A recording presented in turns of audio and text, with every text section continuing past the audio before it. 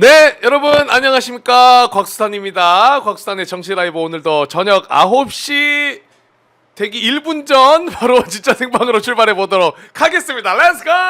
렛츠고! 안녕하세요. 렛츠고. 자, 확실히 제가 다시 돌아오니까 어제 부승찬 의원 오셨을 때보다는 우리 제작진의 환호성이 약하네요. 네, 어제 엄청 좋아하더라고 막. 예. 근데 다시 한번 이 자리를 빌어서 우리 부승찬 의원님께 너무나 감사의 말씀 전해드리고, 그리고 그렇게까지 진행을 잘하실 줄 몰라서 굉장히 놀랐다는 말씀까지 같이 전해드리도록 하겠습니다. 따뜻한 스윗 왕자 부승찬 의원님 대단히 고맙습니다. 자, 그러면 이제 오늘도 저희가 준비한 내용이 굉장히 많기 때문에 바로 출발을 해보도록 할 텐데요. 내용이 두 갈래가 있습니다. 오늘 역시나 많은 분들의 관심을 끌었던 헌법재판소 그리고 국회 요 두 단락으로 나눠가지고 이야기를 나눠보도록 하겠습니다. 함께 하실 두 분 모실 텐데요. 우리 박영식 시사평론가 그리고 조국혁신당의 윤재관 대변인 두 분 모십니다. 어서 오십시오. 안녕하십니까. 반갑습니다. 자, 오늘 내용이 굉장히 말씀드린 것처럼 많기 때문에 네. 바로 들어갈 텐데 그 전에 이 이야기는 꼭 하고 넘어가야 될 것 같습니다. 바로 윤석열이가 고래 잡으러 간다고 대왕고래 하더니 산업부에서 오늘 시추 딱 한 번 해보고 야 이거 경제성 아예 없다 라고 입장을 내버렸습니다. 기존에는 최대 뭐 140배럴 묻혀있다 뭐 이런 이야기를 했었는데요. 대변님 요 뉴스 보셨을 것 같은데 어떻게 생각하시옵니까? 그 140배를 하면 경제적으로 얼마가 되는지 돈으로 얼마인지 잘 모르시잖아요. 네. 그때 직접 내란숙의 윤석열이 이례적으로 직접 브리핑을 했잖아요. 맞아요. 국정 브리핑 해가지고 대통령이 뭐 하는 짓이냐 이런 얘기 많이 했고 경제성이라고 하는 게 매우 이제 불확실성이 높은 이런 자원개발 사업을 곧 다 된 것처럼 얘기하는 것이 말이 맞느냐 그리고 그런 행동을 대통령이 직접 하는 게 맞느냐 말이 엄청 많았지 않습니까? 네. 그리고 뭐 그 회사 관련해 보니까 뭐 회사 같지도 않은 회사가 아우, 액트지오. 액트지오. 그때 아브레우. 그때 뭐라고 했습니까? 이제 국회 탓을 계속하면서 그 윤석열의 최고의 치적이 될 수 있는 거를 민주당과 야권이 견제하고 그걸 못하게 하기 위해서 한다고 했고 와. 경제적인 이득이 2,270조 원. 2,270조 원? 네. 아 그렇게 얘기했었나요? 예, 그렇게 설명을 했죠. 아니 그게 우리가 어느 정도 규모가 된지는 뭐 1조 뭐 1, 2조 뭐 이 정도 얘기하는 게 아니고 네. 2천조 원이 넘는 경제적 이득이 가져올 것이다라고 얘기를 했는데 다들 웃었지 않습니까? 다들 이제 경제성이 상당히 어렵다고 보고 다 철수를 했는데 다시 시작하면서 이건 너무 가능성이 높으니 2천조 원이 넘는 이득이 있어서 윤석열 정부가 정말 시대를 완전히 바꿔놓는다 뭐 이렇게 했는데 완전 버렸어요. 오늘 완전히 버렸죠. 그 윤석열 정부의 산업부가 오늘 이제 더 이상 시추 안 하겠다고 발표를 했잖아요. 근데 오늘 헌재 6차 오늘 변론 기일에서 그 내용도 나왔고 다뤄지긴 했더라고요. 다뤄지긴 했죠. 변호사가 윤석열 쪽 변호사가 오늘 또 그 얘기를 했어요. 네, 최대 치적 사업을 왜 국회가 잘라버리냐. 아 그 이야기 했어요? 네, 오늘 그 얘기 했죠. 이 뉴스 나오기 전인가요? 아니면은 나왔는데 나옴에도 불구하고 그런 얘기를 할 수밖에 없었는데 그 이유는 뭐냐면 헌재 변론기일 하기 전에 3일 전에 주요 내용을 자기네들이 얘기할 내용을 제출을 해야 됩니다.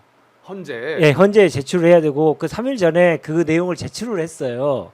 그래서 오늘 현장에서 그 내용들을 얘기를 해야 되는 거예요. 그러니까 들어오기 바로 직전에 그런 내용들을 좀 확인했음에도 불구하고 어쩔 수 없이 그렇게 할 수밖에 없는 코미디가 오늘 벌어진 거죠. 그러니까 윤석열 쪽에서는 3일 전에 미리 저희는 3일 뒤에 있을 변론 기일에 이 대왕고래 사업도 야당에서 예산 다 깎아버린 거 얘기하겠습니다. 이렇게 제출을 했다라는 건가요? 예, 그렇죠. 그런 내용들을 오늘 핵심 내용 중에 하나가 박준섭 그 경제수석이 오늘 나왔는데 네. 예, 윤석열 쪽에서 증인 신청해가지고 나온 거잖아요. 이유는 딱 한 가지죠. 정부가 하려고 하는 사업, 윤석열 정부가 하려고 하는 사업 모두를 예산을 깎아버려가지고 와. 저 나라가 비상 상황이 돼버려가지고 그게 명분이었다. 그게 명분이었다. 그 얘기를 하고 싶어서 오늘 나왔고 그 내용 중에 하나가 단편 중에 하나가 이제 대왕고래 대왕고래였어. 사업이었던 거죠. 코미디잖아요. 그러니까 황당하죠. 이거는 사실 예고된 실패였습니다. 오늘 아마 이제 헌재나 국회 쪽 주목하시던 분들이 갑자기 속보가 떠서 아니 산자부에서 이거를 이제 실패를 공식적으로 인정을 해버리니까 네. 작년 6월을 떠들썩하게 대한민국을 만들어 놓고 너무 황당한 거죠. 그렇죠. 이게 들어가는 국책 예산만 막 몇 천억 원이 들어가는 뭐지 시추공 하나 뚫는데 1,000억 들어간다 이제 이런 분석이 네, 있습니다. 그러니까 따지니까 지금 뭐 5개는 적어도 뚫어야 된다니까 5,000억이 넘게 드는 것이고 천문학적인 예산이 들어가는 혈세 사업인데도 불구하고 굉장히 자신만만하게 호기롭게 시작을 했었단 말이에요. 근데 네. 이거를 우리가 과거 얘기라 가지고 살짝만 되돌아보더라도 액트지오라는 회사 자체가 일단 1인 기업이었던 거 기억나실 겁니다. 뭐 거길 막 찾아가 봤는데 그냥 집이야. 일반 집이야. 아, 맞습니다. 그리고 심지어 직원이 없어. 맞아요. 직원이 있냐고 물어보니까 막 각 나라에 뿔뿔이 흩어져 있는 알고 보니까 프로젝트성 기업이래. 세계 각지에 있다 그랬죠. 아 그러니까요. 이런 식으로 막 화상 회의를 한대. 그러다 이 의심이 불식이 안 되니까 한국에 들어와서 빅토르 아브레우 박사라는 분이 액트지오 대표입니다. 네. 이분이 국내에 들어와서 석유공사나 우리 정부 인사를 데리고 또 인터뷰를 합니다. 맞아. 기자회견을 하죠. 뭐 말도 안 되는 소리를 막 짓거립니다. 그때도 의심이 불식이 안 됐어요. 근데 잘 살펴보시면 1인 기업이라는 것도 문제지만 액트지오라는 회사가 2년 만에 대왕고래라는 프로젝트 여기에 뭐 140억 배럴의 석유 매장 가능성을 결론 내려주고 석유공사가 산자부에 건의하고 이거를 국책 사업으로 대통령이 발표하는 일까지 벌어진 겁니다. 근데 이게 발표하기 전에 2007년부터 2007년? 2023년부터 2023년까지 무려 15년 동안 호주의 빅토르 아브레우 회사보다 훨씬 큰 네. 세계 최대 회사 우드사이드라는 회사가 아. 15년을 거기 영일만을 다 들여다봤어요. 네, 근데 네, 자신들의 네. 자체 보고서의 홈페이지에 떡하니 뭐라고 올려놓냐? 영일만 no longer considered prospective. 더 이상 가망이 없다. 아, 정확합니다. 라고 얘기를 했는데 퀄리티 왜 이렇게 좋아? 얘기를 했는데 2년 고작 1인 기업이 들여다보고 와. 이걸 하겠다라고 덤벼들어서 온 국민이 다 의심했죠. 네. 야 이게 말이나 되느냐. 음. 근데 1년 만에 말이 1년도 안 걸렸어. 이게 6개월이요? 6개월? 6개월 만에 이게 하나 뚫어놓고 사업성이 없다라고 해버린 게 제가 죄송합니다. 너무 분노스러워가지고 네. 아까 또 떠들고 왔는데 너무 분노스럽네. 다시 얘기해도 분노스럽네.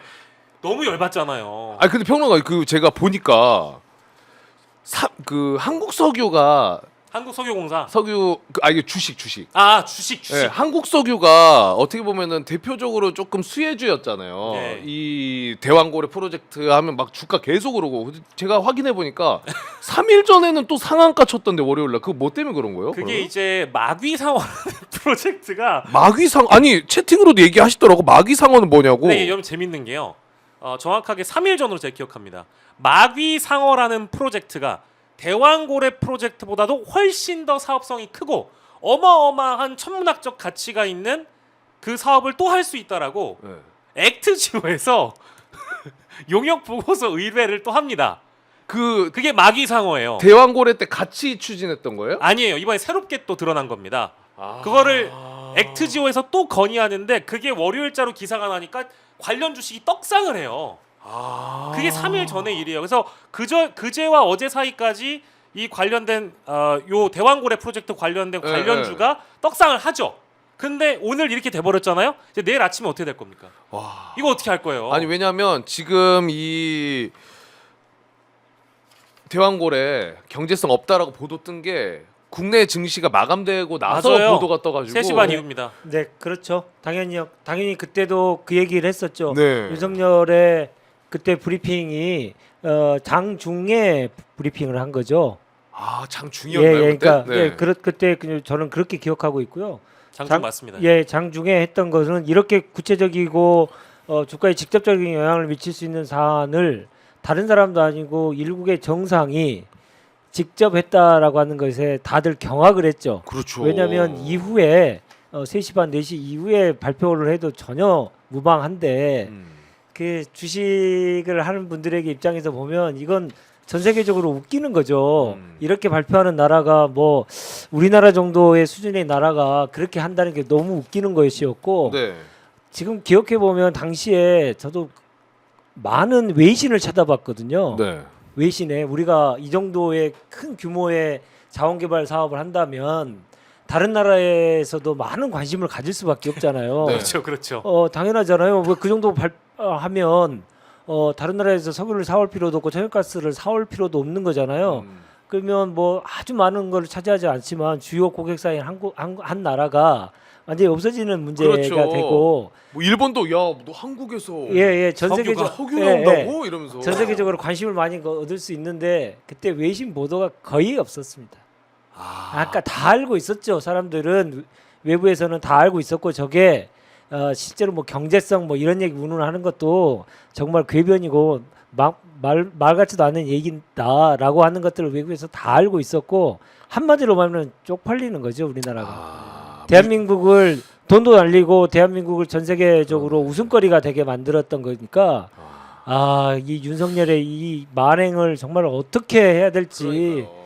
정말 분노를 넘어서 이제는 정말 제가 참을 수가 없습니다 정말. 한탄스럽죠. 그러니까 이제 네. 지난 몇 개월 동안 우리가 떠들어댔던 거를 감안을 해보면 그래 그렇게 대통령이 뭘 해보겠다라고 할 수는 있는데 적어도 국책 사업이고 어마어마한 예산이 들어갈 거면 졸속 처리는 하지 말아야 될 것이고 더불어서 투입이 될 거면 산출은 그만큼 나오는 사업을 해야 될 거 아니냐. 이거를 다른 나라들도 다 각자 자신들 주변에 있는 바다에 뭐 이제 광구를 뭐 이제 분석을 하고 용역 보고서를 받아서 실제 시추를 해보고 거기에서 석유를 한 방울이라도 나온다면 그 가능성을 찾아서 들어가는 그 모험을 해야 되지 않냐. 이렇게 좋게 얘기하신 분들이 있거든요. 대부분 국민의힘 쪽 패널 분들입니다. 네. 근데요, 그 사업성이 있어야 한다는 거 아니겠어요? 그 사업성을 다 타진하는 기업을 제가 아까 말씀드린 세계 최고의 회사라고 분류되는 우드사이드라는 데가 15년 동안 해봤는데 사업성이 없다는 거 아니에요. 근데 2년 동안 이렇게 밀어붙였던 이유는 그럼 무엇일까? 잘 생각해 보세요. 그때 당시에 윤석열의 지지율은 어떻는지. 한국갤럽을 기준으로 해서 최악을 치닫고 있었습니다. 총선에서 대패하고 맞습니다. 나서, 예. 총선에서 대패하고 이재명 대표와의 영수회담을 하고 나서 약발이 떨어지니까 네. 그 다음의 스텝이 동해 유전 개발 프로젝트 카드였어요. 그래서 그때도 지역 감정이 생겼습니다. 하필이면 또 포항 앞바다여가지고요. 야, 왜 우리 지역 잘 먹고 잘 사는데 네 호남 뭐 감정 있나? 막 이런 식으로의 막 그 댓글들이 막 난무했었고요. 왜 하필이면 또 포항 앞바다냐? 막 이런 식의 이제 비판들도 있었지만 사업성이 있다면 해도 됩니다. 저는 그렇게 생각해요. 근데 사업성이 없는 정황들이 너무 많이 명백한데도 무리하게 추진했다가 이렇게 실패하면 결국 누구의 책임이냐? 윤석열의 책임이거든요. 그렇죠. 근데 윤석열은 이렇게 책임을 지지 않고 지금 이제 구치소로 들어가 있는 거고요. 더불어서 한국석유공사의 사장이나 이것을 추진했던 그 이제 임원들이 있습니다. 네. 근데 그 임원들도 사실은 그때 당시에 이미 지적이 됐었는데요. 임기를 만료하고 이것을 발표합니다. 그러니까 지금 그 사람들은 내 탓이 아닌 거예요? 손을 떠났어요. 떠났다니까요. 임기를 만료하고 만료하기 직전에 이거를 발표하고 자신들이 주도하겠다고 등장한 거예요. 뭐 이제 곽모 수석 전문위원 그리고 곽 씨예요? 당시에 김동섭 한국석유공사 사장 이런 분들은 임기 말기에 이런 일을 벌인 거예요. 그러니 이제 책임질 사람이 누굽니까?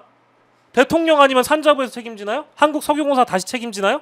근데 이제 와가지고 마귀상어를 하겠다고요? 그러니까요. 그리고요 이거를 지금 오늘 박준섭 경제수석이나 이런 사람들이 해괴망측한 이야기를 하고 있는데 네. 뭐 법야권에서 예산을 다 깎아버려가지고 이거 지금 계엄을 정당화하고 이런 식의 논리로 삼잖아요. 네. 근데 진짜 한심한 게요. 제가 이제 보수 카톡방 몇 개 들어가서 이제 관련 취재를 하는데 그런 방도 여기에 제일 웃긴 대화 하나만 읽어드릴게요. 잠입 취재입니까? 야 이거 몇 미터만 더 파면 성공하는데 민주당 때문에 실패했구만 이러고 있어요. 이 반지성주의를 어떻게 할 겁니까? 진짜 대한민국 큰일 났습니다.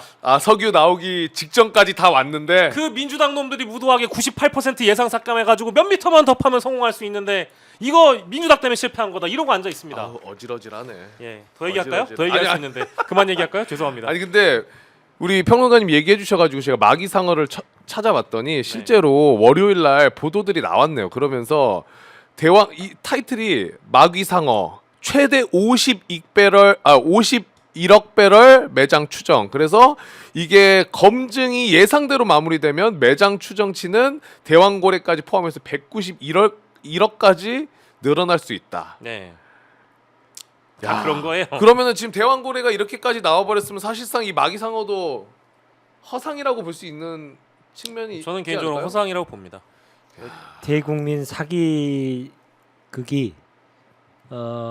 비상계엄의 근거가 됐다라고 하는 사실 자체가 너무 코미디 아닙니까? 그러니까요. 그걸 오늘까지도 계속 그 얘기가 나왔다는 것 자체가 언론 변론길이 사실 이제 끝물로 가고 있구나.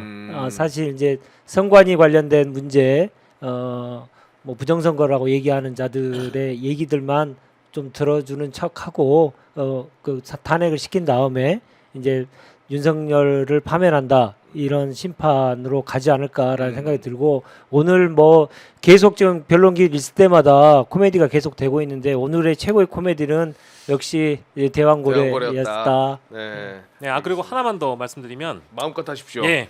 국민의 오늘 포경 수술 하십시오. 아니. 네. 포경 수술이란다. 저기 고래 잡으십시오. 고래 잡으라고. 예.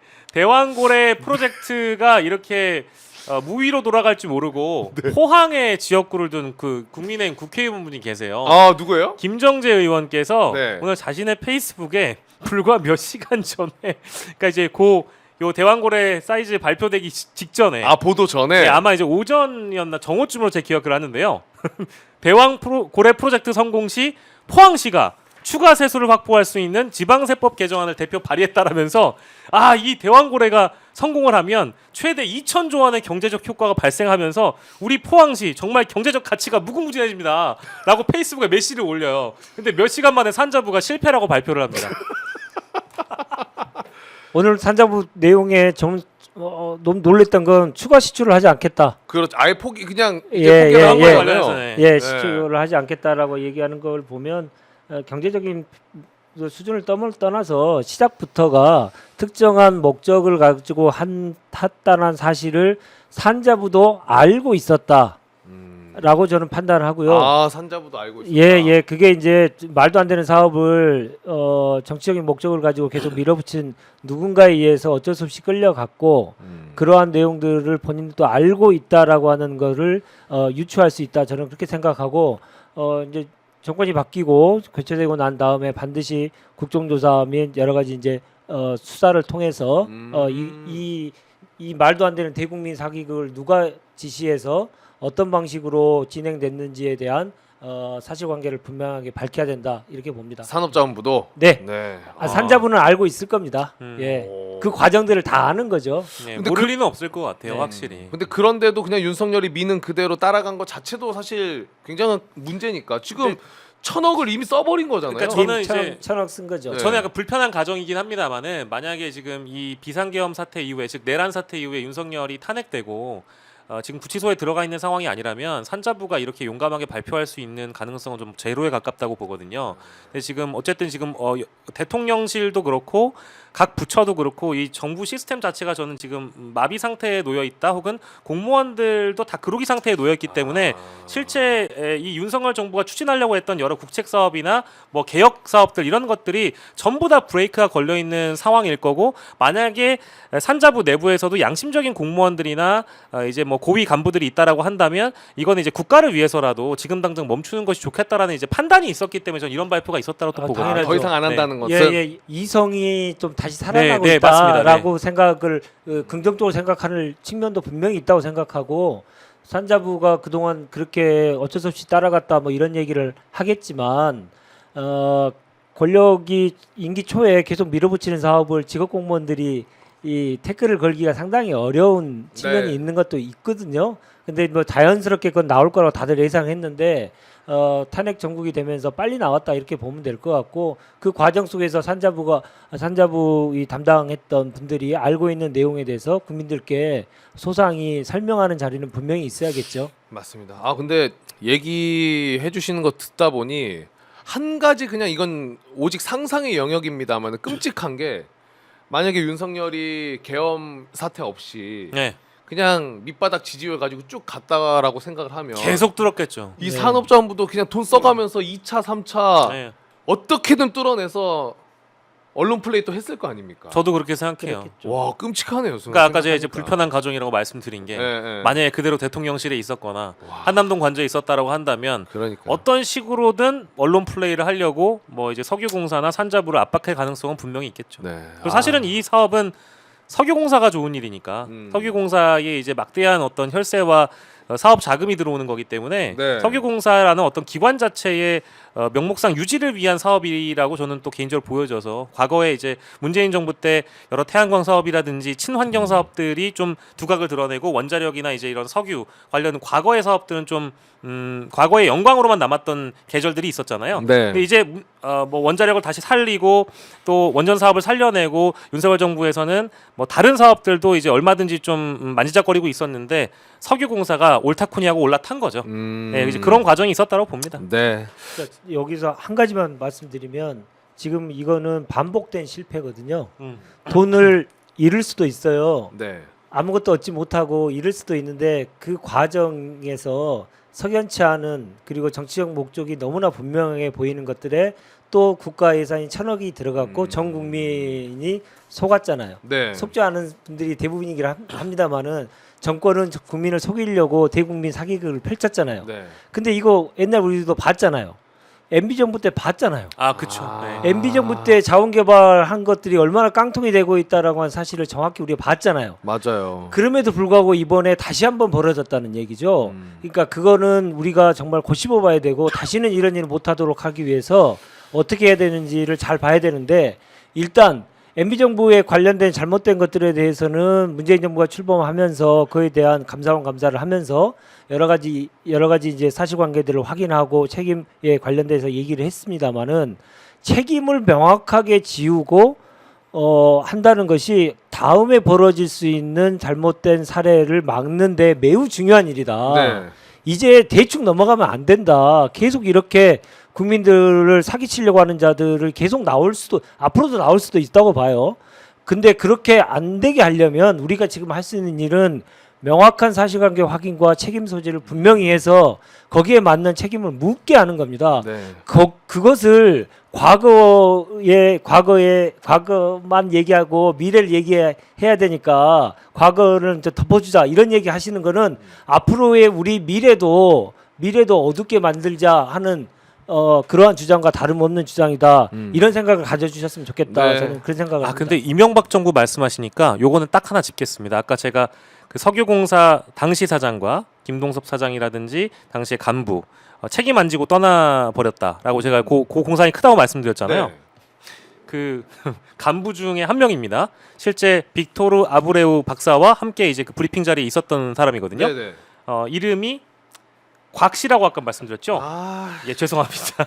네. 성함이 바로 곽원준 석유공사 당시 상임이사인데요. 네. 이분은요 과거 이명박 정부에서 자원 외교의 실패작으로 꼽히는 캐나다 석유 천연가스 자회사 하베스트사 인수 업무 등에 관여를 했고 하베스트사 근무 중 공금의 휴가비 사용 등으로 논란이 된 적이 있었던 인물이 여기에 남아서 이 일을 또 추진했다라고 하니 이 히스토리를 본다라고 한다면 아까 우리 대변인님께서 말씀해주셨던 실패의 반복이라는 거죠. 실패를 했던 사람이 또다시 실패를 만든 것이고 이게 답습이 되는 것을 이번에 좀 뿌리를 뽑아야 될 필요는 있다는 생각이 듭니다. 네, 최상목도 그런 사람이지 않습니까? 그렇죠. 박근혜 네. 때 미르재단과 관련된 일을 하면서 국정농단에 관여했던 자가 그런데 또 들어와서- 정확하게 그 처벌을 피하면서 또 다시 이 정부에 입신영달을 하면서 나라를 또 이렇게 만드는 여러 가지 일들을 같이 한 거 아니겠습니까? 네. 최성목이 지금 하고 있는 여러 가지 기행적인 이 권한대행 계엄 권한대 그러니까 내란 권한대행을 계속 하고 있는 것도 그게 오늘 내일의 문제가 아니고 그런 자들이 옛날부터 그런 모습을 보였는데 네. 정확하게 단죄하지 못했기 때문에 맞아요. 또 그들에게 우리가 지금 소가리를 하고 있는 겁니다. 그 연장선으로. 그러니까 대변인 얘기해 주신 것처럼 책임을 명확히 하려면은 이거 거짓말쟁이들 나빠하고 끝날 것이 아니라 하나하나 다 따져야 되고 네. 그리고 요 정도까지 다 깜빵 보냈으면 됐다라는 식의 합리화가 없어야 된다. 네. 일벌백계 하나하나 이 또 내란 관련해서도 그런 생각이 듭니다. 네. 혹시 그리고 수산 씨는 혹시 석유 관련 한국 석유 아니죠? 저는 자동차에 디젤 넣는 거 말고는 뭐 석유 관련이 없습니다. 잠깐만, 근데 지금 예. 제가 곽씨 때문에 굉장히 고통스러운 시대입니다. 아 그런가요? 예, 과거에 곽한구 씨 있었고요.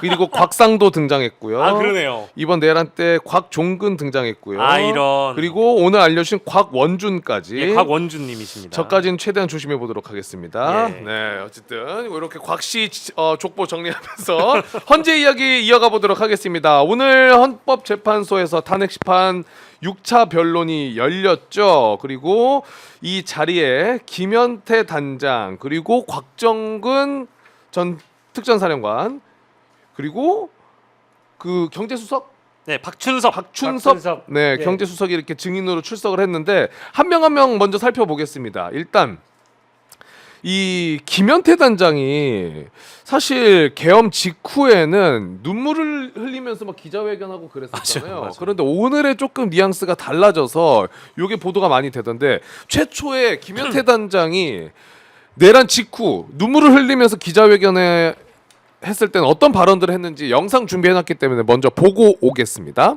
끌어내라는 명단은 따로 없었어요. 명단은 없었습니다. 저한테 중간에 말한 뉘앙스는 국회의원들이 모이고 있단다. 뭐 150명을 넘으면 안 된단다. 막아라. 안 되면 들어가서 끌어낼 수 있겠냐. 뭐 이런 뉘앙스였습니다. 정확한 거 끌어낼 수 있겠냐라고 예. 의견을 구하고 근데 현장에서는 진입도 안 됩니다.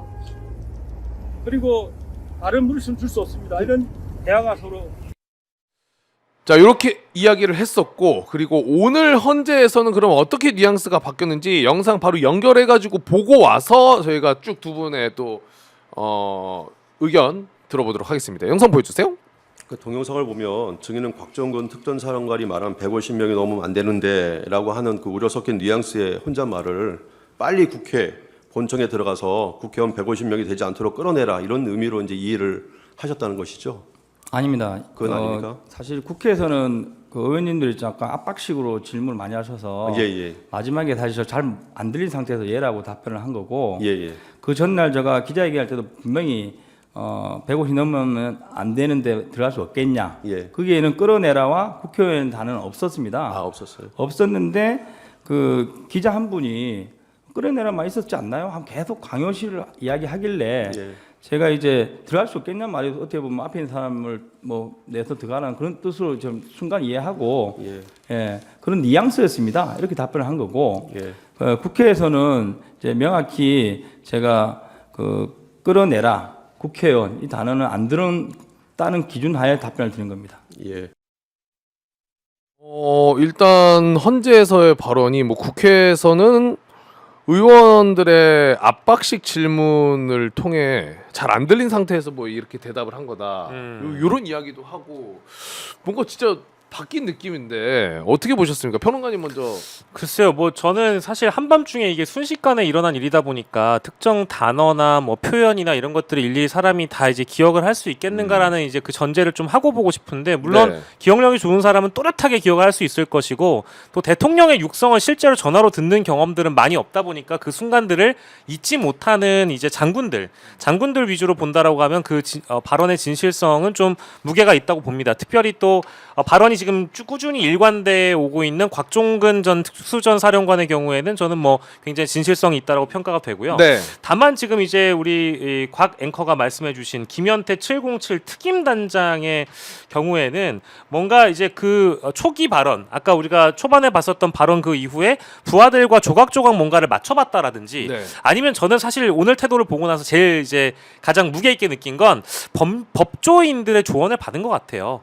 실제 자신이 재판에 넘어갔을 때 불리할 수 있는 대목들을 미리 좀 사전에 헌재 증인 출석 자리를 통해서 미리 좀 빼는 거 아니겠는가라는 생각이 좀 개인적으로 좀 들어서 책임 소재에 대해서 약간 좀 덜어내고 네. 물론 곽종근 특수전 사령관이 이제 모든 책임을 통감하고 자신이 모든 책임을 지겠다고 얘기를 한 상황이니 그 아래에 아랫단이라고 보이는 707 특임 단장의 경우에는 부하도 살리고 나도 살 수 있는 방향 정도로 설정한 거 아닌가 싶긴 한데 다만 국민들이 바라보시기에는 특수전 사령관이라는 곽종근이라는 인물과 이 김현태 특임 단장이 사실 국회에서 공익 제보자로서 민주당에게 협조하거나 네. 국회 쪽에 협조할 때는 이런 입장은 아니었었잖아요. 그렇죠. 곽종근은 같은데 김현태가 달라진 부분, 요 감각에서 느껴진 바가 조금 다 다르신 것 같아요. 이제 그런 대목들을 좀 차이점을 일단 보고는 있는데 글쎄요, 저는 좀 걱정은 되긴 합니다. 나중에 실제 법적인 쟁점들이 생겼을 때 김현태 단장의 말이 또 바뀌는 건 아닌가?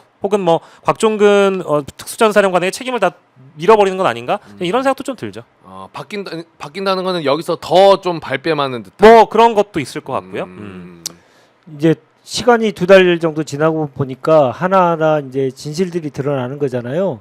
아까 보셨던 영상이 있었던 날 보면 707 단장으로서 아주 비밀스럽게 특수한 업무를 담당했던 부대의 책임자가 계엄에 관여되어 있는 사실 그 자체만으로도 큰 문제이기 때문에 국민들께 사실상 사죄하는 의미의 기자회견을 하는 걸 보고 저 사람은 그래도 생각을 좀 있었구나. 10월 9일에 예, 그런 생각을 했는데 진실은 다 드러나네요. 그게 기자회견의 눈물이 악어의 눈물이었구나라는 생각들이 그 이후에 여러 가지가 이제 알려지면서 악어의 눈물 아니었을까라고 하는 생각을 들었었는데 오늘 정확히 이제 점을 찍었죠. 악어의 눈물 맞구나. 그동안 밝혀진 게 뭡니까? 윤석열이 골프 치러 갈 때 707 많이 불러서 같이 했다는 얘기도 있고 네. 술도 같이 많이 먹고 했다라고 하는 내용들이 많이 이제 증언되고 막 그랬지 않습니까? 네. 그래서 이제 지금의 그 상황에 대한 이 윤석열과의 특수한 관계, 특수한 이런 에피소드들이 많이 있었던 사람이기 때문에 저 사람의 말을 믿어도 될까라고 하는 의구심이 처음 들었고, 네. 그래서 오늘 어떻게 답변하는지가 되게 유심스럽게 봤는데 결국은 본인이 내란죄 수사를 받아서 처벌받을 때 주요 임무 종사자가 아니고 단순 가담자로 되고 싶은 마음을 여러 가지로 얘기한 것 같아요. 그래서 아까 말씀하셨던 그런 법률적인 조언을 받고 네. 당신이 얘기를 국회의원이라는 단어를 못 들었다라고 하는 것을 분명히 해야만 자기는 그냥 저 윗사람의 명령에 의해서 그냥 움직이는 단순 가담자로 갈 수 있다 이런 생각들을 하는 것 같아요. 그래서 결국 오늘 보면 그럼에도 불구하고 오늘 질의응답 과정 속에서 앞에 말과 뒤에 말이 좀 틀린 것들이 꽤 있었잖아요. 예. 그러니까 결국은 이렇게 진술이 바뀐 사람들의 핵심은 목적이 있는 거잖아요. 그 목적은 제가 보기에는 내란죄 때 가벼운 처벌을 받기 위해서 노력을 했던 거고 그 목적을 달성하기 위해서 준비는 좀 했겠으나 여러 각도의 질문이 나오는 과정 속에서 자기 발목을 자기가 잡는 모습을 오늘 네. 많이 봤다. 이렇게 정리할 수 있을 것 같아요. 한편으로는 그런 생각도 들긴 해요. 지금 이제 김현태 단장뿐만 아니라 뭐 가령 이틀 전에 있었던 여인영이라든지 그리고 이진우라든지 네. 이런 사람들 보면 아니 검찰에서는 진술을 술술 다 불어놓고 헌재에 와서는 검찰 진술과는 다른 주장을 해버리잖아요. 그건 뭐겠는가? 이제 어쨌든 형사재판과 탄핵심판은 분리해서 우리가 본다라고 한다면 윤석열이 만약에 정치적으로 부활했을 때 내가 살아날 수 있는 가능성에도 배팅을 해두고 검찰 쪽에서는 나름대로의 진술을 진정성 있게 했다. 이게 뭔가 저는 좀 모순적으로 느껴지긴 합니다만은 이 어떤 재판의 특수적인 상황, 그러니까 헌재 심판과 형사 재판을 그 구분해서 우리가 본다라고 한다면 이것도 전략 중에 하나라고 좀 볼 수 있다라고 보거든요. 근데 저는 김현태 단장은 사실 다르잖아요. 네. 여인영이나 이진우나 이런 사람과 비교했을 때 무게가 다른 인물 아닙니까? 아까 눈물로 울었던 사람이잖아요. 그리고 윤석열과 직접 통화를 한 것도 아니잖아요. 그러니까 이제 나는 좀 제 개인적으로 조금 배신감을 느꼈던 인물이기도 하고요. 결을 같이 하는 건 이제 여인영이나 이진우 같은 그런 대처 방법을 택했는데 아까 윤재관 대변인님 말씀해 주신 것처럼 좀 바보 같은 선택 아니겠냐. 이미 그 헌재에서 재판관들 질문하는 거에서도 말이 좀 바뀌고 이제 검찰의 공소장이나 이런 것들도 다 재판관님들이 읽어보셨을 텐데 따져보면 분명히 그거와 다른 진술이 나오거든요. 그러면 그게 거짓말인 게 바로 탄로낼 텐데. 그렇죠. 예, 그 좀 저는 좋지 않은 선택을 했다고 보여집니다. 자, 오늘 변론기일의 핵심은 딱 하나죠. 국회가 가지고 있는 권한을, 그러니까 계엄 해제의 권한이죠. 그것을 방해하고 못하게 할 목적으로 어떤 일들이 있었는지를 오늘 확인하는 변론기일이었잖아요. 네. 근데 결국 그러면 국회가 갖고 있는 헌법상의 권한, 그 권한을 행사하지 못하도록 군이 나서서 군이 투입돼 가지고 국회를 무력화시키려고 했던 거잖아요. 네. 그러면 이제 국회의원을 하지 않을 거면 국회의원을 이제 표결에 참여시키지 않게 혹은 하는 거 끌어내려면 아닐 거면 707이라고 하는 아주 특수한 부대, 특히 우리 알고 계셨어요? 707이라는 부대 자체가 있었다는 사실? 저는 예능을 통해서만 저도요. 예. 뭐 정확하게 확인된 모르죠. 걸 잘 몰랐던 거지 않습니까? 네. 대한민국의 최정예 부대인데 그 최정예 부대를 그냥 그러면 국회에 그 질서 유지를 위해서 헬기 타고 헬기 타고 보낸 건가요? 국회의원 끌어내고 그래서 계엄 해제 못하게 하기 위해서 하는 목적 아니면 그런 특수부대 아주 비밀스러운 부대까지를 공개되는 거를 왜 했겠습니까? 심지어 실탄 챙겨가지고 실단도 네. 챙겨서요. 그러니까 말도 안 되는 당황스럽습니다. 얘기들을 오늘 또 좀 아무 말 대잔치가 계속 된 네. 겁니다. 우리 대변인님이 아까 얘기해 주셨지만 저희가 요거 그 자료 준비한 게 있거든요. 707 요 특임대 김현태 단장도 같이 불러서 술 먹고 뭐 이렇게 한 거 아니냐. 예, 요거 일정. 요 박선원 의원이 지금 좀 네, 그런 주장을 예, 박선호 주장하고 의원께서 계신 건데 하셨죠. 요 8월을 보시면은 8월 6일, 7일 그리고 8월 8일 있잖아요. 요때부터 해가지고 부사관들이랑 이제 골프를 치고 11월까지의 일정이 있는데 요 사이에 이 707 부사관들을 부르는 자리에서 김현태도 불러서 술 먹이고 뭐하고 한 거 아니야? 이런 이제 주장들을 의혹 제기를 하시더라고요. 네. 근데 저게 이제 사실이라면 저는 김현태도 당연히 잘못됐지만 윤석열이 정말 악랄한 것 같아요. 윤석열은 지금 딱 그겁니다. 본인들이 살기 위한 발버둥을 치고 있는 거잖아요. 김영태도 마찬가지로. 근데 그 발버둥에 힘입어가지고 거봐, 쟤 말 못하잖아. 지도 살려면은 안 그랬다고 그래야지 어떡할 거야. 딱 이 뉘앙스 같아요. 저는 너무 원래 악랄해. 친구 사이에도 나쁜 짓 하면은 비밀이 평생 가잖아요. 네. 이제 그런 거랑 비슷한 겁니다. 실제 아까 우리 윤재관 대변인께서 김현태 전 단장의 악어의 눈물 얘기해 주셨는데 실제 만약에 저 의혹이 사실이라고 한다면 골프 메이트잖아요. 그렇죠. 골프 메이트가 되는 거니까 이제 그런 차원에서 자신과 함께 골프 메이트가 됐던 당시의 대통령에게 헌법재판소에 그것도 출석해 있는데 면전에다 대고 곽종근 전 특전사령관처럼 소신 있게 얘기를 할 수 있겠는가? 그건 불가능하다고 보이고 저도 실제 군 검찰의 진술이 앞단이니까 이제 네. 김현태 단장의 경우에는 이미 진술을 끝냈고 헌재에 출석했는데 그러면 검찰에서 과거에 했던 진술은 어떻게 되는 건가? 그 과정이 좀 궁금해가지고 또 이제 찾아보니까 역시나 보수 성향의 언론들에서는 김현태 단장의 입에 곽종근보다는 김현태 단장의 입에 더 집중을 하면서 김현태가 이제는 당시에 그 눈물을 흘리면서 인터뷰했던 것은 기억에 오류라는 식의 뉘앙스로 답변을 했네요. 그렇군요. 기자회견 당시 안 맞는 답변이 많았다며 자신이 군 검찰에서 한 진술도 정정할 부분이 있다라고 밝혔다고 하네요. 그러니까 그런 걸 김현태가요? 보면 확실하게 이제 다른 줄을 갈아탔다라고 보는 게 맞는 것 같습니다. 혹시나 윤석열 쪽 변호인단에서 접근했을 가능성도 있을까요? 글쎄 그 변호인에 조언해주겠다. 대해서는 잘 모르겠습니다만은 지금 그 계엄 12.3 계엄 불법 계엄이 되고 나서 이구동성으로 다들 사실 양심선언 비슷하게 하면서 국민의 편에 서겠다 하고 뭐 인터뷰도 응하고 막 여러 가지 말도 하고 막 했지 않습니까? 네. 근데 두 달이 딱 지나고 나니까 누가 진실을 얘기했고 누가 정말 가짜였는지 그리고 누가 정말 내란의 정말 주요 임무 종사자였는지가 정확히 드러나잖아요. 네. 이진우 수방사령관도 보면 이틀 전에 보면 저자가 12월 6일 날 했던 얘기를 스스로 이 부정하는 모습을 보면서 저런 자들이 대한민국의 수도를 방해하게 놔둔 윤석열이 더욱더 미워지고 그렇죠. 그자가 그동안 했던 말에 우리가 속을 뻔했구나. 그리고 김현태한테도 속을 뻔했구나라는 게 오늘 정확하게 드러났고 네. 누가 그래도 지금 양심이라는 걸 갖고 부끄러움 정도는 아는 사람들인지 아는 사람이 누군지 정도가 나온 거죠. 그게 이제 곽종근 그리고 홍장원 일자가. 이런 분들은 이제 기본적인 부끄러움 정도는 아는 우리가 대화 정도는 할 수 있는 사람이구나라는 게 드러났다 그렇게 봅니다. 홍장원 그리고, 차장의 말이 굉장히 와닿는 그 문장이 네네. 그 헌재 출석 후에 나와가지고 진실을 말하는 게 이렇게 힘들다라는 이야기를 했잖아요. 좀 갑자기 좀 그게 떠오르네요. 예. 그리고 아니 실제로 이제 이런 이제 진술들을 저희가 변론기인 있을 때마다 들어보고 과거에 그 상관들이나 부하들의 발언과 맞춰보고 하잖아요. 네.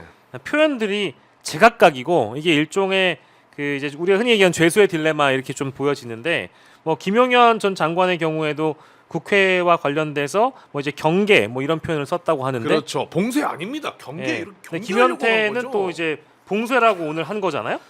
여기서 또 부딪히더라고요. 그러니까 이제 이런 것들이 다 모두의 말을 맞출 수가 없다라는 게 이제 드러나는 겁니다. 결국에는. 그러니까 물론 이제 표현 이게 뭐 경계, 봉쇄, 질서 유지 이 표현의 그 어떤 온도 차이가 다 있는 거잖아요. 이런 것들을 우리가 가만 살펴보면 실제 계엄의 수뇌부들과 계엄의 주요 임무 종사자들, 가담자들의 뭐 또 실무자들의 이런 입장 차이와 행동의 차이가 다 하나하나 드러나고 있기 때문에 결국 이게 근데 윤석열 파면 결정이 얼마나 큰 영향을 주겠는가를 우리가 이제 결론만 놓고 따져본다면 저는 이런 걸 재판관들이 잘 알아서 판단해 주실 거라고 믿어 의심치 않습니다. 근데 오늘 김현태의 그 말장난이 정말 저가 보고 있어서 화가 정말 많이 났는데 봉쇄라는 단어를 네네네. 얘기하셨으니까 지금 우리 2달 동안 많은 사실들이 확인됐잖아요. 네. 봉쇄라고 한다는 의미는 그 단어를 쓴 이유가 목적이 자기가 국회의원을 끌어내려고 하는 목적. 그건 아니었다라는 취지로 얘기하고 싶어서 봉쇄. 국회를 둘러싸서 봉쇄하겠다는 의미잖아요. 네. 근데 그 봉쇄라는 게 그렇게 봉쇄해가지고 국회의원들이 국회로 진입을 못하게 되면 국회 표결도 못하는 거잖아요. 그렇죠. 예, 아예 끄집어낼 이유도 없는 거잖아요. 유리창을 깰 이유도 없죠 사실. 예, 그리고 우리가 또 알고 있잖아요. 왜 헬기가 한 시간 후에 도착했는지 우리가 이제 다 알고 있잖아요. 네. 진눈깨비가 내려서 좀 30분 정도 지연됐고 허가도 잘 수방사에서 허가가 늦어져 가지고 30분 정도 지연돼서 1시간 정도 지연되는 가운데 왔기 때문에 사실은 봉쇄해 가지고 국회의원들 아무도 못 들어가게 만들 수 있었던 건데 그렇게 못했던 거가 우리 다 알고 있는데 자기네들은 뭐 국회의원을 끌어낼 목적이 없었고 그냥 국회의 뭐 경계 뭐 이렇게 질서 유지 뭐 그런 식으로 얘기하는 거 보고 정말 저런 부끄럽지 못한 일을 하는 사람들이 만들어내는 말장난에 우리가 절대 속아서는 안 된다라고 하는 것들을 다시 한번 얘기했고 네. 그동안의 과정들이 어떤 진실들이 드러나는지 뻔히 알면서도 저런 주장을 뻔뻔하게 계속하는 자, 그 윤석열의 DNA가 오늘 김현태한테도 다시 보였다 저는 보였다. 생각합니다. 그 실탄도 원래 제 기억의 끝은 뭐 가전은 갔는데 뭐 차에서 통합 보관했다. 아 맞아요. 저 그게 뭐 그렇게 된것 그 같아요. 정도만 알고 있었는데 오늘 김현태 단장 얘기 들어보니까 실제로 들고 가가지고 그 옆에 어두운 곳에다가 이렇게 좀 쌓아놨다 벽 쪽에다가 이런 발언이 있던데 이거 오늘 처음 나온 건가요? 아니면 다른 데서도 나온 적이 있었나요? 들으신 적 있나요? 다른... 일부 보도에서 스쳐봤던 것 같긴 한데 어찌됐든 그 실탄을 부대에서 반출했고 어떤 보도나 어떤 맥락의 진술로는 차 안에 그대로 두고 나왔다라는 진술이 네. 있는가 하면 오늘은 일단 갖고는 가기는 했다라는 거잖아요. 그러니까요. 그러니까 이거는 어쨌든 이걸 시인이라는 표현을 해야 되는지 모르겠습니다만 어쨌든 국회 경내에 그걸 들고 갔다라고 한다면 이것 역시도 뭐 위험천만한 순간이 발생할 수 있는 하나의 뭐 모멘트가 아니었는가 싶기도 하고요. 그러니까 이제 김현태 단장의 진술 중에는 결국 지시대로 따른 내용이 있을 것이고 지시를 받지 않은 내용이 있을 것이고 이제 구분해서 이렇게 보면 좋을 것 같은데 네. 요 실제 이 실탄을 반출해서 차에 두고 간 것과 혹은 두고 가지 않고 그대로 국회 경내에 들고 갔다라고 한 부분의 이 차이점은 아마 재판 과정에서 좀 새롭게 드러나지 않을까 싶긴 하거든요. 그 대변인님 얘기해 주신 것처럼 원래 그들이 짰던 작전대로 갔으면은 자기들이 먼저 도착해서 내려가지고 실탄 들고 국회 가서 묶어서 봉쇄하고 누군가 들어오려고 하면은 총에다가 삽탄하고 경고할 수도 있었던 거 당연하죠. 아닙니까? 예. 굉장히 그 1시간 동안 국민들께서 국회 앞으로 몰려와 주시면서 달려와 주시면서 이 비상계엄 이 불법적인 비상계엄을 막아낼 수 있는 그 시간을 본 거지 않습니까? 네. 근데 정상적으로 자기네들이 했다면 그런 행위를 하기가 그런 저항을 할 수 있는 가능성이 좀 없었을 것이고요. 근데 그러니까 완전히 자기네들의 그 어떤 모의를 했는지가 다 드러났는데도 불구하고 네. 결과가 이렇게 됐으니 거기에 맞추는 것 같아요. 거기에 딱 맞춰서 한 거죠. 그게 경고성 계엄이었다라고 맞아요. 얘기하는 거와 똑같은 얘기한 겁니다. 그래서 아까 윤석열의 DNA가 김현태한테 오늘 또 보였다. 저는 그렇게 말씀드린 겁니다. 정확합니다. 윤석열이 무슨 뭐 그 달 그림자 뭐 그거 얘기한 것도 아. 아무 일도 안 일어났다고 얘기하는 거를 너무 어이가 없다고 느낀 게 아무 일도 안 일어나게 의원들과 시민들이 막아낸 거지 네. 본인이 아무 일도 안 일어나게 한 게 아니잖아요. 그럼요. 예. 그 말도 안 되는 이틀 전에 말장난이죠. 본인이 실토를 했지 않습니까? 네. 선관위 군 투입은 자기가 지시했다고. 예? 그거는 범죄 시인이죠. 본데 시인한 거잖아요. 근데 네. 국회만큼은 끝까지 자기네들이 계엄 해제를 방해하기 위해서 표결을 방해하기 위해서 뭔가를 했다는 거를 막고자 하는 거잖아요. 그러니까 부정선거를 계속 띄우고 국회에 대한 사항은 계속적으로 부인하겠다라고 하는 것을 계속 지금 똑같은 논리로 계속 얘기하고 있는 거잖아요. 그러니까 현재의 탄핵 심판은 이제 끝났다고 본인도 생각하고 이후에 있을 형사재판에 부정선거 문제 이런 문제들을 계속 부각시켜서 정치적 이슈를 만들고 네. 정치적인 목적을 만들어서 더욱더 내란을 지속시키고 폭동을 선동하기 위한 그 자리로 이번 주에 변론기일을 사용한 것 같습니다. 지금 뭐 헌재 관련해 가지고 이야기할 게 너무나 많은데 시간이 벌써 9시 45분이에요. 그래서 일단 어쩔 수 없이 국회로 좀 넘어가 보겠습니다. 우리가 네. 최상목 이야기를 안 할 수가 없거든요. 최상목 무조건 잡고 가야 됩니다. 아, 최상목 잡기 전에 그러면 정리한 차원 한마디만 할까요? 그럼요. 변론기일 앞으로 더 지속될 텐데 많은 분들이 오락가락하는 증인들의 진술이나 자기 위주의 진술을 들으시면서 이게 진술이 바뀌어서 윤석열 파면에 혹시 영향을 끼치는 거 아니야? 이렇게 생각하신다면 걱정을 하지 않으셔도 된다라고 일단 제가 좀 말씀을 드리고 싶고 네. 왜냐하면 이게 파면의 정도에 이르는 것이냐를 판단하는 것이기 때문에 헌법의 이 탄핵 심판이라는 것은 헌법재판소에 뭐 77조에 나와 있는 내용이라는 대한 부분 그리고 국무회의라는 절차라는 부분 내용과 형식 면에서 위반한 게 이미 다 드러났기 때문에 그리고 증인들이 다 그렇게 진술을 했어요. 내용과 절차에 맞지 않는다. 뭐 국무위원들도 다 이렇게 대답을 했고요. 그렇기 네. 때문에 헌법 위반은 이미 명백해가지고요. 파면에 이를 정도이다라고 대부분 다 헌법재판관들이 이미 속내 판단하고 있는데 하나의 절차로서 이 변론기일이 진행되고 있기 때문에 증인들이 유불리를 따져서 진술하는 거 하나하나에 너무 이렇게 매몰되지 않으셨으면 좋겠다라는 말씀 드리고 싶습니다. 고맙습니다. 뭐 그냥 헌재에서 그래 너네 하고 싶은 이야기 일단 다 해라 정도로 보고 결정은 뭐 빼도 박도 못한다라고 판단하면 될 것 같습니다. 네. 경찰 이야기를 해보겠습니다. 최상목과 함께 오늘 국회에서 최상목이가 사실 내란 때문에 뭐 하고 있는지 정확하게 보이진 않았는데 경찰 고위급 인사를 계속 단행하고 있다라는 내용이 나왔어요. 윤건영 의원이 지금 질의를 하는 과정에서 나왔는데 영상을 네. 먼저 보고 와서 두 분에게 의견 여쭤보도록 하겠습니다. 있습니다. 보통 경무관에서 치안감 승진하는데 3년 이상 걸려요. 그 내용 알고 계세요? 대행님? 제가 정확히 모릅니다. 모르면서 그럼 이런 인사를 하십니까? 이 사람들 다 1년 만에 다 됐습니다. 그런데 이 세 사람 중에 두 사람이 용산 출신이에요. 101단 경비단 출신이고 용산 대통령실에 있었던 사람입니다. 이러니까 국민들이 의심하지 않습니까? 치안정감이 대한민국에 한 명 있는 것도 아니에요. 이런 인사를 왜 합니까?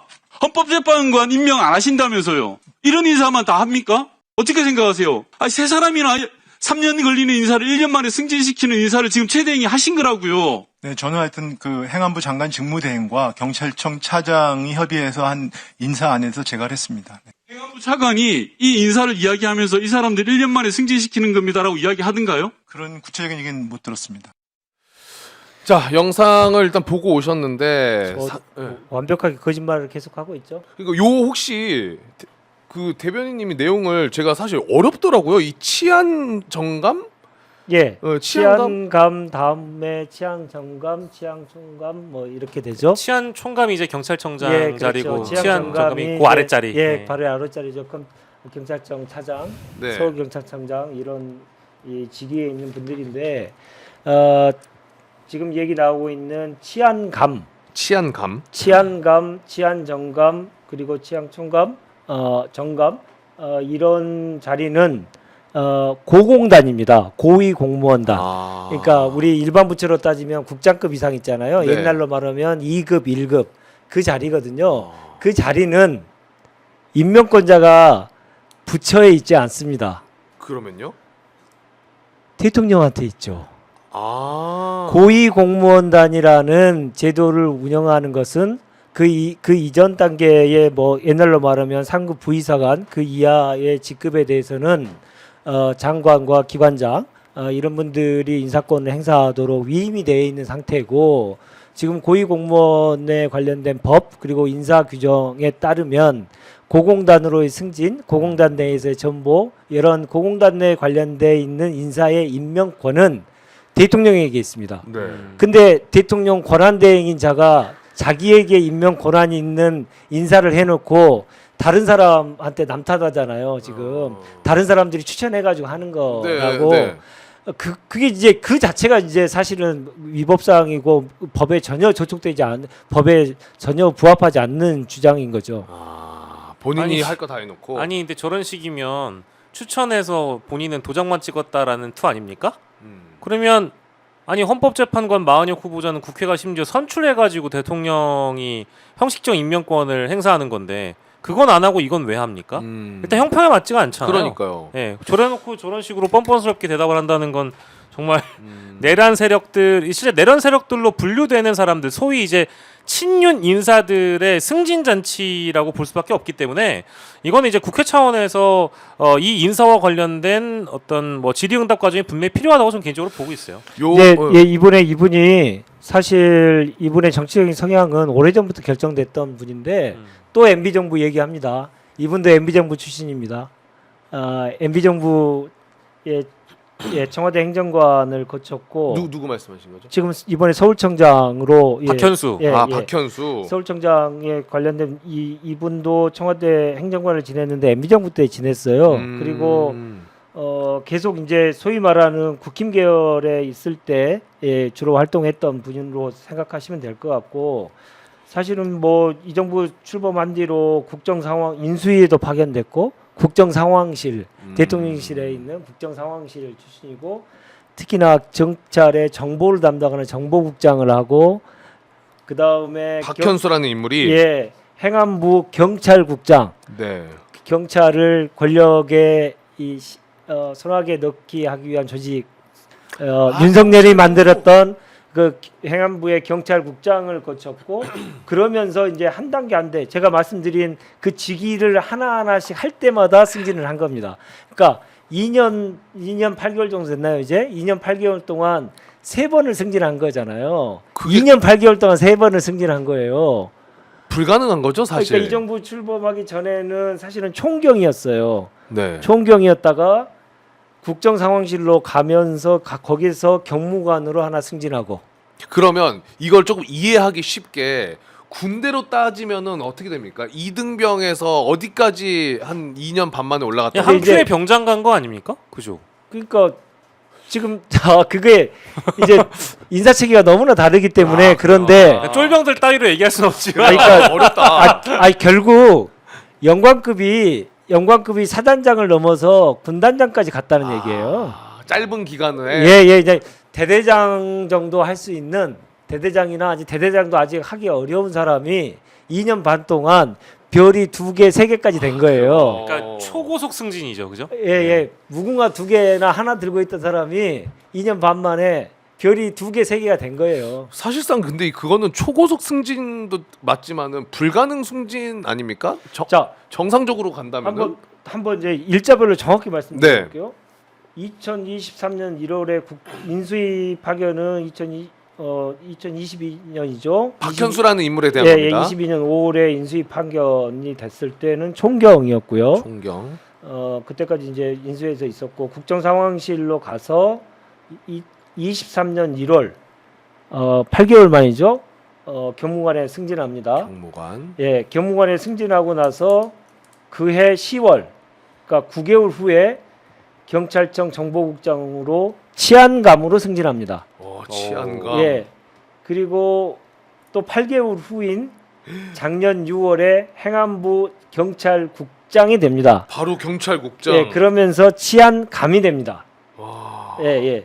치안감이고, 그 다음에 이번에 치안정감으로 승진한 겁니다. 이번에 예.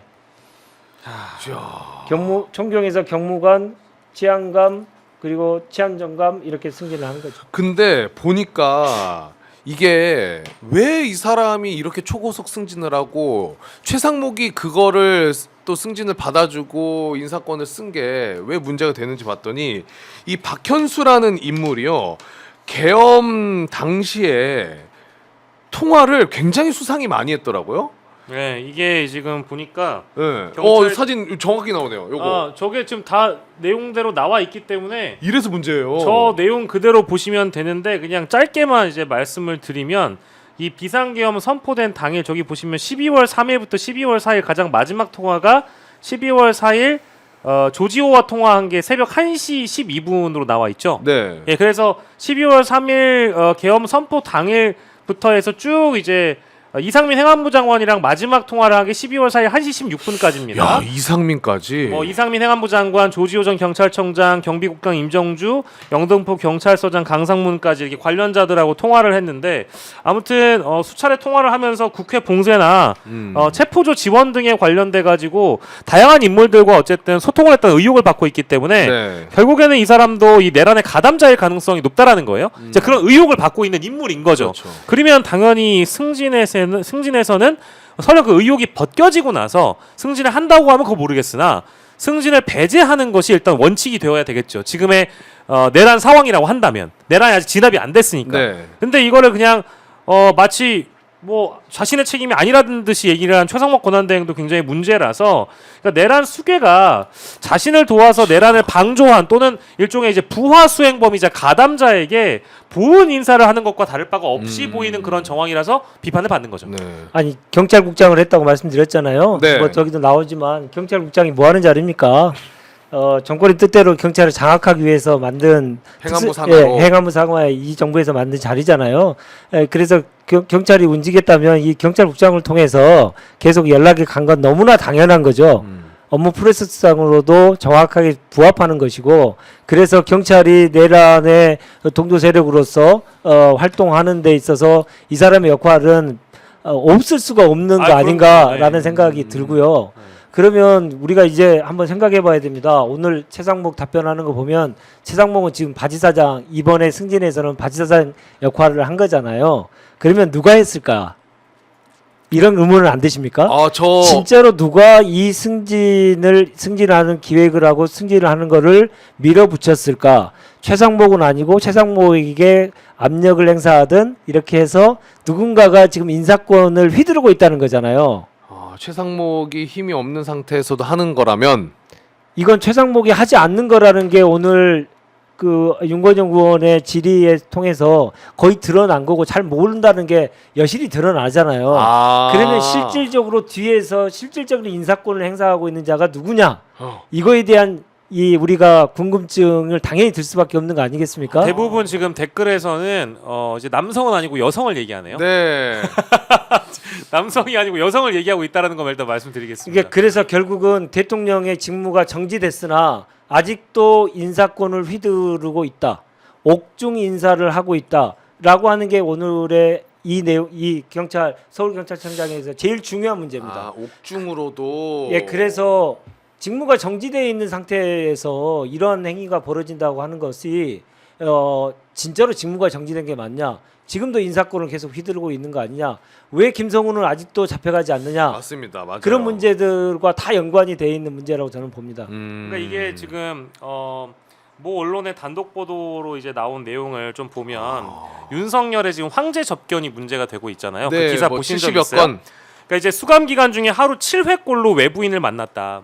접견 횟수가 수감 횟수보다 월등히 많고 대부분 변호인 접견이라서 황제 접견이라는 비판이 나오지만 어쨌든 구치소에서 나와서 어디로 갑니까? 헌법재판소로 주로 이동하거나 네. 이런 과정에 또 대통령 경호처 지금 현재 경호처 차장 권한대행인 김성훈이 달라붙잖아요. 그러면서 어쨌든 공무를 실제 하면 안 되는 탄핵안이 가결됐다면 직무가 정지된 상태인데 네. 하면 안 되는 일을 할 수 있는 가능성이 무궁무진한 거예요. 실제 김성훈을 통해서 김건희와 소통을 할 수도 있는 거고요. 김성훈을 통해서 내각에 있는 주요 인사들 혹은 대통령실에 있는 주요 인사들과 소통할 수 있는 가능성이 얼마나 열려 있다. 그런 걸 본다라고 한다면 뭐 이런 접견도 문제지만 윤석열에게 혹은 김건희에게 여전히 이런 인사권 같은 것들이 주어져 있는 것은 아닌가 이런 의심을 하게 되죠. 할만하네요. 네. 혹시 우리 대변인님 그 경호처나 이쪽 소식 뭐 들리시는거나 뭐 이런 거 있으십니까? 지금 굉장히 불안해할 것 같은데 아직도 매우 불안해하고 있고요. 김성훈이 있기 때문에. 네, 그리고 지금 김성훈이 계속 돌아다니고 이광우도 계속 돌아다니는 이유가 누군가의 비호 세력이 있어서 그런 거 아닙니까? 검찰이 경찰이 지금 진행하고 있는 수사, 비아폰 관련된 수사를 검찰이 계속 막고 있는 것이고, 네. 그러면서 경찰이 신청한 구속영장을 계속 반려하고 있는 거지 않습니까? 그렇죠. 사실 그래서 이제 비화폰과 관련된 수사를 막기 위해서 서버 확보라. 검찰이 지금 움직이고 있는 것이고, 거기에 그 비화폰과 관련돼서는 김건희 또 지급받았다는 얘기도 있고요. 네. 그러면서 그 비화폰에 관련된 수사를 하다 보면 여러 가지 것이 나오는 거고, 전직 그 사령관한테도 비화폰이 갔으니까요. 노상원한테도 비화폰이 갔으니까 그 비화폰이 비상계엄과 관련돼 있는 내란과 얼마나 연관이 많이 있는지가 거기서도 정확히 드러났지 않습니까? 네네. 그러니 결국 누군가가 지금 계속 윤석열을 대신해서 그리고 김건희를 대신해서 계속 움직이고 있는 자들이 있다는 것이고, 그게 누굴 것인가? 김건희가 직접 하지는 않을 거 아닙니까? 거기서 지금까지도 계속 심부름을 하면서 이러한 말도 안 되는 인사, 승진 인사를 하고 말도 안 되는 그 황제 접견이 이루어지고 이런 것들을 누가 뒷배를 가지고 그런 활동을 하면서 이렇게 됐는지 궁금합니다. 근데 저는 한 가지, 그러면 네 생각은 뭐냐? 너의 생각은 네. 누구인 것 같냐? 이렇게 시청자들이 당연히 물어보실 것 같아서 하고 싶었어요 그 말. 예, 네. 예, 그러셨죠. 네. 예, 딱 눈만 보면 알 수 있습니다. 제가 이번 3번째 나오거든요. 자, 그래서요. 저는 결과적으로 이번에 승진 인사, 그러니까 비상계엄이 그 내란이 있고 난 뒤에 고공단 승진은 아까 말씀드린 대로 대통령이 하는 거라고 했잖아요. 네. 근데 대부분의 부처들의 고공단 승진 인사나 이런 것들이 대부분 막혔어요. 네. 왜냐하면 승진하려고 하는 사람도 없을 가능성도 매우 크고 네. 인사가 정상적으로 잘 안 되죠. 근데 인사가 어느 정도 정상적으로 된 데가 국세청이에요. 국세청은 이번에 최상목 하에. 예, 고공단 승진, 그게 정확한 시기가 한덕수 이때인지 최상목 이때인지 모르나. 네네. 아무튼 그 이제 저 탄핵 국면이 진행되고 나서 제대로 된 고공단 승진 인사가 된 거는 국세청이 있더라고요. 네. 국세청에 이제 2급들 이제 인사들을 다 했는데 국세청 승진 인사를 다 했어요. 황제 접견. 예. 황제 접견. 그리고 아까 말씀드렸던 경찰에 대한 인사. 네, 경찰 인사. 이걸 이 세 개의 공통적인 업무를 담당하는 대통령실 내의 부서가 어딜까요? 국세청, 고공당 그 황제 접견, 경찰 인사. 국세청 인사와 황제 접견, 경찰 인사 담당하는데 민정수석실이고 민정수석이 합니다. 다. 김주현? 그 권력기관이라고 하는 네. 경찰, 국세청, 국정원 이런 곳의 이 인사, 주요한 인사는 다 민정수석실에서 관여를 합니다. 황제 접견도 당연히 법무부 소관이기 때문에 민정수석의 업무 소관에 해당되겠죠. 네. 예. 그리고 경찰의 치안감, 아까 그 공단 승진과 관련돼서 경찰도 권력기관이기 때문에 그 관리를 민정수석실에서 합니다. 그래서 이 공통점을 보니까 저는 민정수석이 지금까지 계속 움직이고 있고, 그 김성훈에 대한 구속영장이 반려되는 것도 네. 결국 검찰을 움직이는데 검찰 출신의 김주현 민정수석이 움직이고 있는 게 아닌가라는 의구심을 가지고 있고 의혹을 가지고 있습니다. 그러면 여기서 제가 요거 하나 여쭤볼게요. 검찰은 경찰을 때리고 있거든요. 실제로 네. 수색하고 계속 조사를 하잖아요. 검찰이 경찰을. 네. 근데 사실 검찰도 의혹이 굉장히 많은데 네. 경찰이 검찰을 지금 조사하거나 수사는 안 한단 말이에요. 거기에는 이런 인사 관련된 것들도 영향이 있을 수 있습니까? 원래 경찰이 검찰을 수사를 하는 것이 네. 상당히 쉽지 않습니다. 왜냐하면 검찰이 가지고 있는 그 막강한 권한, 영장 청구권과 관련돼서도 마찬가지지 않습니까? 경찰은 가지고 있지 않기 때문에 그거 이제 검찰하고 잘 지내야 되는 문제가 좀 있는 거고요. 그래서 상당히 그 칼을 들기가 상당히 쉽지 않죠. 그래서 이제 경찰에 대해서는 제대로 좀 수사를 좀 하려고 하면 그것에 대해서는 검찰이 압수수색해가지고 국가수사본부를 압수수색하듯이 압수수색해가지고 자기 군기를 잡으려고 하고 경찰 중에 자기 말을 잘 듣고 정부 출신이고 대통령실을 거친 사람들은 1년 만에 승진을 계속 시켜주는 이런 형태로 가지고 경찰 조직을 움직이고 있는 거죠. 이번에 승진한 치안감으로 승진한 다른 사람이 3명이 있는데 조정래, 남재현, 박종섭입니다. 네, 그 남재현, 박종섭은 아예 국정상황실에서 지금 근무하고 있는 자고요. 국정상황실. 예, 대통령실의 국정상황실에 지금 파견 나가 있는 사람을 치안감으로 승진을 시켰고요. 아 그래요? 네, 예, 이번에 그리고 조정래. 예, 조정래 이분만 지금 저 대통령실에 소속이 아닌데 파견이 안 가 있는데 네. 이분을 보니까 101단장 총경대 101단장을 역임을 했어요. 다 대통령실에. 예. 이분도 이사도 지금 1년 만에 또 승진을 하는 거거든요. 그러니까 전체가 다 이 정부에 부역했던 자들에게 그러네요. 보문 이 승진을 이번에 한 것이고 이거를 최상목이 굳이 챙겨줘야 될 이유가 없잖아요. 그렇죠. 예, 자기에게 한 게 아니잖아요. 그러네요. 충성을 대변인. 자기에게 한 거 아니잖아요. 용산에 했고 대통령한테 했잖아요. 그러면 그것을 승진시키겠다고 작정한 사람은 용산이고 대통령실에 관련돼 있는 사람이지 최상목은 아닐 가능성이 매우 높아서 최상목은 자기의 권한을 행사를 했지만 실제적인 권한 행사를 한 사람은 따로 있다라고 하는 것을 제가 주장하는 바입니다. 네. 근데 매우 공감이 됩니다. 지금 얘기해 주신 거 딱 정리를 해보니까 방금 전에 봤던 영상에서도 윤건영 의원 질의에 뭐 최상목이 얼마나 저게 승진이 빠른 건지도 모르고 네. 그런 상황 인식이 없이 그냥 협의했다고 해서 했다라는 것 자체가 그러니까 경찰 인사를 할 때 그동안의 관례라든가 같은 기수 그리고 다른 인사 경쟁자들과의 관계 이런 것들을 다 고려해 가지고 판단을 하는 거고 네. 그런 판단들에 대해서는 정상적이면 다 임명권자인 인사권자인 대통령께 다 보고 드리고 여러 가지 안을 만들어서 상신 드리는 게 정상인 거고요. 그렇죠. 그런 과정들을 거치지 않고 누군가가 찍어내려서 그냥 사인만 한 거기 때문에 아무것도 모르는 겁니다. 네. 마지막으로 요것만 하나 여쭤보고 마무리하겠습니다. 네.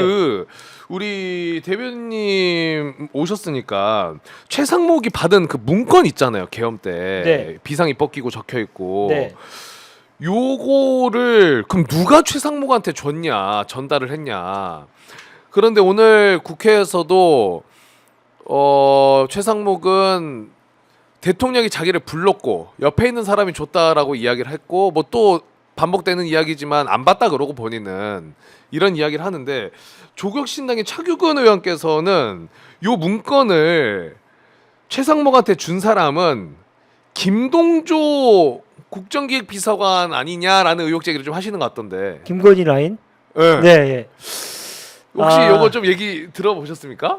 뭐 나름의 얘기들을 하고 말씀을 하셨겠죠. 네. 근데 솔직히 말씀드리면 그럴 가능성이 있는 거에 대해서는 좀 검증을 좀 해봐야 되겠죠. 일단 그렇죠. 예, 확인은 그래서 해봐야 되는 거죠.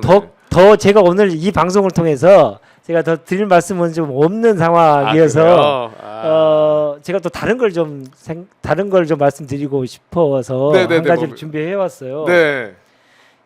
저는 지금 쪽지라고 표현되어 있는 이 문건. 근데 문건이죠. 정확히 말하면 문건이고 쪽지라고 이제 격화시킨 사람들은 그 특수한 목적이 있을 텐데 그 비상계엄 상황에서 그런 쪽지라고 하는 이상하니까 아무것도 아닌 것처럼 되는 그런 일이 있었다는 것도 말도 안 되는 거잖아요. 그렇죠.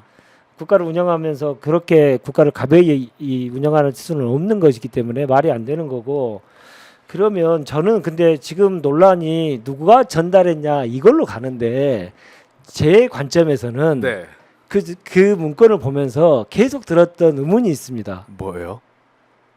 누가 이걸 작성했을까? 아, 작성자가 누구일 것인가? 작성자가 누구일 것인가? 제가 이제 예산 쪽에 국회에 있으면서 예산 쪽에 일을 오랫동안 했던 사람이거든요. 오, 네, 네. 예. 그걸로 따져 보면 제가 읽어 드릴게요. 네. 예비비를 조속히 확보해 보고할 것. 국회 관련 보조금, 지원금, 현재 운영 중인 자금 포함해서 완전히 차단할 것. 국회 비상 입법기구 관련 예산을 편성할 것. 이런 내용이거든요. 이게 윤석열이나 김용현 머리에선 나올 수 없을 거라는 평이 많습니다. 당연하죠. 이 단어 하나하나가 이 업무를 한 사람이 아니면 바로바로 나올 수 없는 거예요. 특히나 예산이나 경제 쪽. 예. 이거는 김용현이 처음에 했다고 자기가 제가 작성했습니다 이랬잖아요. 네. 근데 김용현이 경제의 일자 무식일 텐데 이런 예산 편성, 예비비 편성이란 단어를 쓰기도 어려웠을 것이고, 뭐 보조금을 완전히 차단하라, 뭐 이런 것들을 작성할 만큼의 판단 능력이 전혀 없는 사람이에요. 네. 그 김용현은 분명히 저는 아닐 거라고 단언을 했습니다. 네. 그러면 윤석열은 어떻게 대답을 하는가 봤더니 헌재 변론기일에 나와가지고 이렇게 했죠. 내가 했던가 김용현이 했던가 네. 가물가물하네. 맞아요. 이렇게 답변을 했어요. 그러니까 나중에는 뉴스 보고 알았다 그랬어요. 뭐 그런 얘기도 했죠. 그러니까 정확하게 누가 썼는지에 대해서 작성자가 누군지에 대해서 정확히 밝히지 않았죠. 네. 그러니까 김용현은 아니라고 보고요. 윤석열이 직접 했을 리가 없고요. 없고. 그러면 또 누군가가 작성을 했겠죠. 그게 좀 아이러니인데요. 근데 그 작성자가 저는 오늘 헌재에 나온 박준섭 경제수석 박준섭 경제수석. 작성자의 한 명으로 생각해 볼 수 있는 사람이다라는 생각입니다. 왜냐하면 네. 이분은 평생 예산실에만 있었어요. 기재부. 그래서 예산과 관련된 업무를 20년 넘게 30년 가까이 하신 분이에요. 네. 그 예산의 그 기본적인 주요 보직들을 다 거치신 분이거든요. 그래서 김용현이 했을 리가 없고 윤석열은 안 했고 이런 구체적인 내용들을 최상목도 안 썼고, 그러면 누가 썼겠어요? 대통령 주변에 있는 사람이 쓸 가능성이 매우 높고, 오늘 헌재의 질의응답 과정에서도 증인 출석해서 질의응답 과정에서도 본인은 이걸 관련돼서 본 적이 전혀 없다고 전체 부인을 했는데 이 정도 쓸 수 있는 사람은 예산실 출신이니까요. 아니 안 그래도 오늘 그 다른 방송에서 홍사훈 기자께서도 그런 이야기는 하시긴 하던데, 우리 대변인님이 보셨을 때도 아무리 봐도 이거는 이 정도의 내용과 그리고 뭐 전반적으로 이 내용을 알 사람은 너무 의혹이 강하게 추정된다. 박준섭 경제수석이. 네, 저는 이 헌재에 거기 그렇게 썼을 거라고 예상되는 합리적인 추론이 가능한 사람 중에 한 명이 박준섭입니다. 근데 경제수석이기도 하고 평생 예산 업무만 했던 사람입니다. 그 헌재에서 그러면 이 사람을 증인 채택한 것도 의미가 있다고 봐야 됩니까? 근데 윤 측에서 이제 신청해가지고 한 거죠. 오늘 저 국회에 예산 삭감하는 것이 비상계엄을 일으키는 원인 중에 이유 중에 하나였다, 이런 얘기를 그 저 말도 안 되는 궤변을 늘어놓기 위해서 박준섭을 불렀는데, 네. 그런 과정 속에서 혹시 그 소위 말하는 그 문건을, 최상목 문건을 당신이 쓴 거 아니냐, 이런 얘기들이 오고 갈 수 있는 자리였는데 극구 계속 부인을 했죠 오늘은. 그러나 드러날 겁니다. 언젠가는 드러날 건데 예. 지금 현재로서는 그렇지 않을까라는 추론을 좀 해본다. 자꾸 왜 누가 전달했냐로 계속 이걸 몰고 가는가, 저는 계속 그런 의심이 들었거든요. 네. 이거 작성자가 진짜로 하긴. 이 정도 쓰려면 계속 군내에 있었고 그 업무만 했던 김용현이 이걸 쓸 수가 없어요. 쓸 수가 없는데 그러면 누가 썼을까? 그것을 가리기 위해서 사람들을 눈을 그쪽으로 돌린 거 아닌가, 누가 전달했나 이런 걸로 계속 돌린 거 아닌가라는 생각이 들고, 실제로 작성자, 그래서 주요 내란의 주요 임무 종사자로서 처벌을 받아야 될 작성자를 빨리 찾아야 된다. 저는 그렇게 주장합니다. 그 예비비를 마련하라는 것 자체도 뭔가 어쨌든 그 돌아가는 시스템 예비비가 어디서 나올 거라는 걸 아는 사람이어야 이런 내용들 쓸 수 있는 거니까. 아니 보세요. 네. 국회가 있는데 비상입법기구를 또 만들려고 했어요. 비상입법기구를 돌리려면 어떻게 해야 돼요? 돈 있어야죠. 돈 있어야죠. 그렇죠. 근데 그 돈은 예산에 편성이 안 돼 있으니까 예비비로 가져다가 써야 되는 거잖아요. 그렇죠. 이거는 이제 그 예산 업무를 할 줄 아는 사람들은 당연히 생각하는 건데, 그걸 생각하지 못하는 사람들, 그 업무를 안 하는 사람들은 잘 모르는 거죠. 모르죠. 그래서 이런 단어들을 보면서 이걸 김용현이 썼다고? 이거 말도 안 되는 얘기를 하고 있네?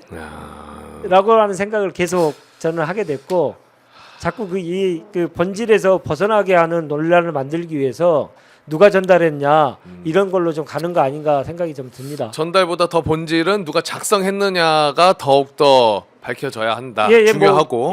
그래야만 이런 위법적인 비상계엄과 관련돼서 함께 준비를 한 거니까요. 주요 임무 종사자 함께 했던 가담자가 정확히 누군지를 확인하는 게 중요하기 때문에, 그 확인하고 그들에 대한 법적 처벌을 정확히 줘야 되기 때문에 이거 작성자가 누군지를 명확하게 밝혀야 됩니다. 네, 좋습니다. 자, 오늘 우리 윤재관 대변인님과 마무리까지 이야기 나눴는데요. 좋은 말씀 많이 해주셔가지고 너무 감사드리고, 마지막으로 뭐 못 전한 말씀이시나 하고 싶은 이야기 있으실까요? 아니, 오늘 하고 싶은 말은 많았는데 네. 시간은 빨리 가니까 말이 너무 많아서 시청자 여러분께 잘 전달이 됐는지는 모르겠습니다. 너무 깔끔했습니다. 예. 근데 제가 뭐 오늘 새로운 얘기한 건 이제 그 비상계엄과 관련된 비상입법기구와 관련된 문건을 누가 작성했느냐, 이게 매우 중요하다라고 하는 거를 또 말씀을 드렸고, 네. 지금 말도 안 되는 뭐 승진 인사 그리고 황제 지금 접견, 네. 이런 문제들, 그리고 국세청에 최근에 있었던 공공단 인사, 이런 것들을 종합적으로 봤을 때 그 업무를 담당하는 건 대통령실에 딱 한 곳이다. 민정수석실이고, 그 민정수석이 지금 움직이고 있는 거 아닌가, 계속. 그거는 이제 계속 업무가 정지돼 있는, 직무가 정지돼 있는 상태에서도 계속 그 대통령 권한을 행사를 하려고 계속 모의하고 있고 실행도 하고 있고, 그것을 또 계속 그 심부름을 계속 하는 자가 지금 용산에 있다라고 하는 의혹 제기를 제가 오늘 했다는 말씀, 네. 이 두 가지가 이제 새로운 내용 아니었나 싶습니다. 맞습니다. 김주현이라는 인물은 계엄 다음 날에도 이상민 뭐 박성재 가지고 또 안가 회동했던 사람이기 때문에, 그런데도 전혀 지금 뭐 쏙 빠져 있는 느낌이거든요. 그래서 네. 굉장히 좀 중요한 의혹 제기를 해주셨다라는. 최상목이 인사권을 행사하지 않았을 것이다. 아, 누군가가 뒤에 분명히 있고, 누군가 있다. 누군가가 있고, 그 누군가의 심부름꾼이 있을 거고, 그 뒤에는 윤석열이 옥중에서 인사를 하고 있을 가능성을 배제할 수 없다. 네. 왜냐하면 황제 접견으로 하루에 10번 이상 접견을 하고 있기 때문에 여러 가지 업무 지시를 아직도 내리고 있고, 그게 작동되고 있을 가능성이 매우 높다. 이 얘기를 꼭 드리고 싶습니다. 네.